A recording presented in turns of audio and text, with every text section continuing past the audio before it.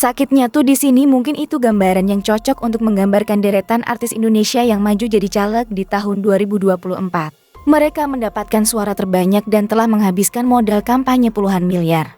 Namun sayang tidak lolos jadi caleg akibat partai pengusungnya tidak lolos parlemen. Sebagaimana kita ketahui, bahwa partai politik harus memenuhi ketentuan ambang batas parlemen atau parliamentary threshold 4%. Pemilihan legislatif tahun 2024 telah selesai digelar pada 14 Februari lalu. Dari sekian banyak calon anggota legislatif yang bertarung, tak sedikit di antara mereka yang berasal dari kalangan artis yang memiliki nama besar dan kekayaan yang fantastis. Siapa sajakah artis yang telah mengeluarkan dana kampanye puluhan miliar namun gagal jadi caleg akibat partai pengusung tidak lolos parlemen? Berikut ini tim Bintang Top telah merangkum berita untuk Anda dari sumber terpercaya.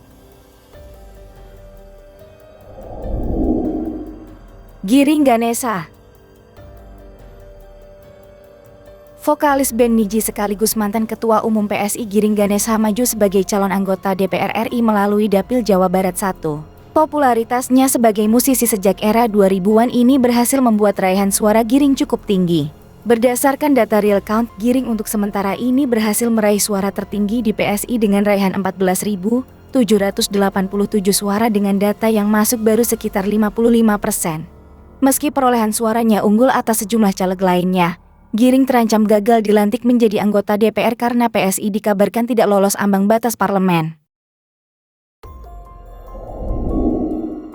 Kalina Oktarani. Artis Kalina Oktarani maju sebagai calon anggota legislatif di pemilu tahun 2024. Kalina Oktarani maju menjadi caleg lewat Partai Persatuan Indonesian alias Perindo. Kalina Oktarani memantapkan diri maju di pemilu 2024 untuk memperebutkan kursi di DPRD Kalimantan Timur. Dalam sebuah podcast, Kalina Oktarani mengungkap alasan mengapa mau maju berkiprah di dunia politik. Janda satu anak ini mengatakan dengan bergabung partai politik mengaku masa depannya terjamin. Pernyataan Kalina Oktarani pun ramai ditanggapi netizen. Bukan mendapat pujian, perempuan 42 tahun itu malah ramai menerima hujatan dan komentar tak mengenakan dari warganet. Warganet menilai, alasan Kalina Oktarani terjun ke politik karena untuk masa depannya dianggap tidak pantas. Padahal seharusnya seorang yang maju menjadi calon legislatif bertujuan untuk memberikan kebaikan dan kesejahteraan kepada masyarakat. Meski sudah mengeluarkan dana kampanye dalam jumlah fantastis, tapi sayang cita-cita Kalina Oktarani menjadi anggota DPRD sirna. Sebab partai pengusungnya, yakni Perindo tidak lolos parlemen. Yusuf Mansur. Melalui unggahan lawasnya tersebut, Yusuf Mansur membeberkan alasan mengapa dirinya memilih nyalek. Salah satunya adalah untuk berpihak pada para pedagang kecil. Keputusannya untuk mencalonkan diri saat itu menuai banyak dukungan. Banyak yang berharap Ustadz Yusuf Mansur bisa mengemban tugasnya dengan baik. Sayangnya, niat yang baik yang diinginkannya tersebut harus dibalas dengan hasil yang sebaliknya. Ustadz Yusuf Mansur harus mengubur mimpinya duduk di Senayan.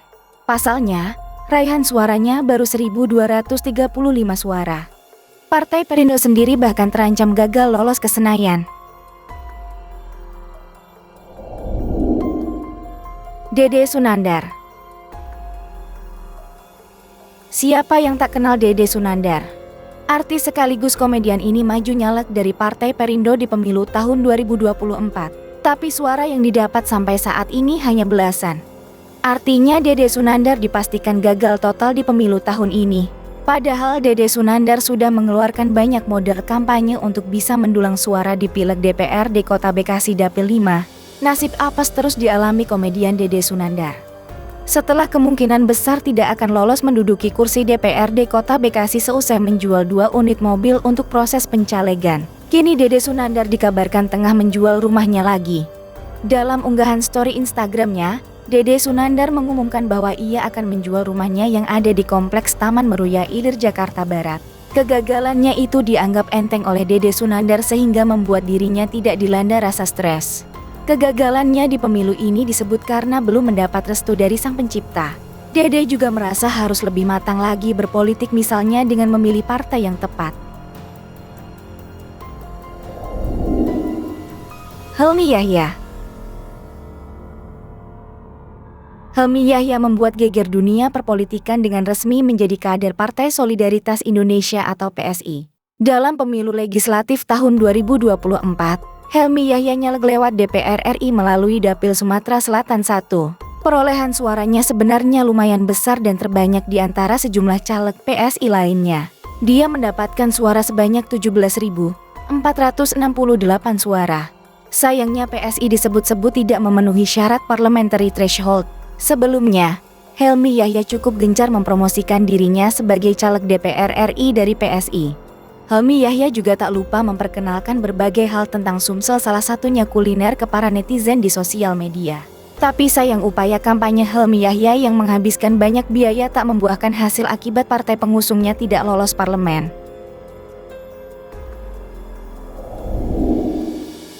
Vicky Prasetyo.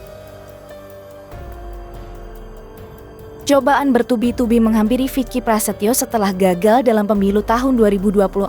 Dia kembali terjerat kasus hukum. Vicky dipolisikan oleh seorang pengusaha kontraktor karena diduga melakukan penipuan atas pekerjaan proyek sentra olahraga mini soccer dan pembangunan jalan di Jalan Baru Tanjung Pura, Karawang, Jawa Barat yang totalnya senilai 3,8 miliar. Pihak kontraktor telah menagih pembayaran berkali-kali, namun Vicky Prasetyo belum pernah melakukan pembayaran sama sekali. Di samping itu, Vicky Prasetyo baru saja gagal nyalek di pemilu tahun 2024 lewat Partai Perindo. Bahkan saat itu ia mengaku rugi miliaran rupiah untuk dana kampanye. Namun partai yang mengusungnya tak mendapatkan suara minimum 4% untuk lolos ke Senayan. Badai Krispatih. Mantan keyboardis dan pencipta hits band Krispatih doa di Badai Holo atau lebih dikenal Badai maju jadi caleg DPR RI. Ia memilih menjadi caleg dengan daerah pemilihan Kota Depok dan Kota Bekasi. Badai maju mendaftarkan diri sebagai caleg DPR RI dari PSI. Badai Krispatih sangat serius dengan niatnya kali ini. Keseriusannya nampak saat Badai melakukan belusukan ke pasar guna menemui para seniman jalanan. Ia pun banyak mengobrol dan bertukar pikiran dengan para seniman jalanan. Namun sayang, Badai berpotensi tak masuk parlemen karena partainya PSI tak tembus ambang batas suara dalam pemilu tahun 2024. Chef Arnold. Chef Arnold adalah seorang koki selebritas. Namanya mulai dikenal ketika menjadi juri ajang kompetisi memasak di televisi MasterChef Indonesia. Dalam ajang pemilu tahun 2024 ini, Chef Arnold maju sebagai caleg dari Partai Perindo. Di kertas suara, Chef Arnold berada di nomor urut 3. Namun demikian, untuk melenggang ke kursi DPR, Chef Arnold harus menunggu apakah Partai Perindo bisa lolos parliamentary threshold ataukah tidak. Namun meski mendapatkan suara tertinggi di partainya, nampaknya Chef Arnold terancam tidak bisa lolos ke Senayan. Hal itu disebabkan karena perolehan suara untuk Partai Perindo masih melempem di tingkat nasional.